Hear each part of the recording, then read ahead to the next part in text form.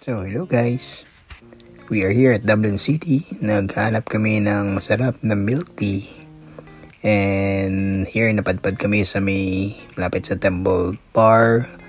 Na ang name is Charap Store. So, Filipinos yung mga nagbebenta. Meron silang ube halaya na best seller nila. So of course we tried for ourselves, and hindi lang milk tea binibenta nila rito guys. Meron din silang halo-halo, meron silang waffle. Ayan yung halo-halo nila, mais con yelo, ube halaya na flavor, and meron silang cinnamon roll, siopaw, ube inipit, tsaka waffles. Ito yung ube inipit daw nila. Yan, parang cake. So, ayan na nga po ang aming milk tea.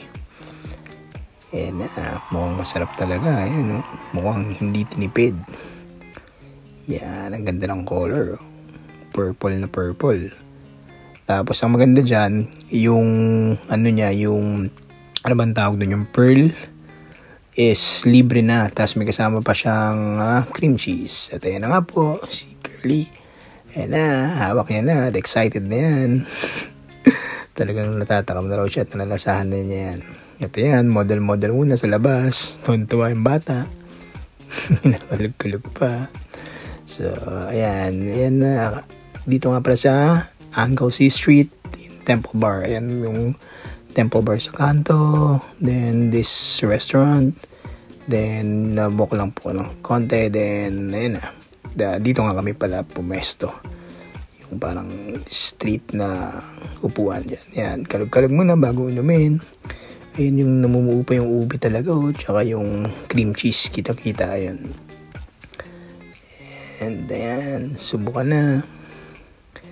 And ayan nga pala, bumili nga pala kami guys ng siopaw, pork siopaw. Yan, meron silang chicken and pork siopaw, so perfect partner sa milk tea. And ayan, asado siya. And ayan, napakita niya.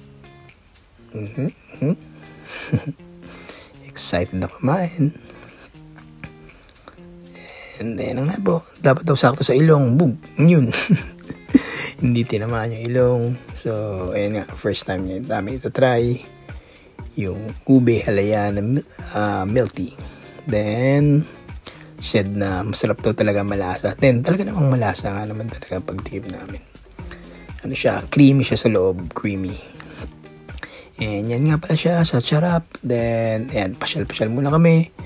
Ayan, medyo maaraw pero maya bigla nang uulan yan. So, ayan yung location ng shop. So hanggang dito lang po guys, try nyo na, enjoy.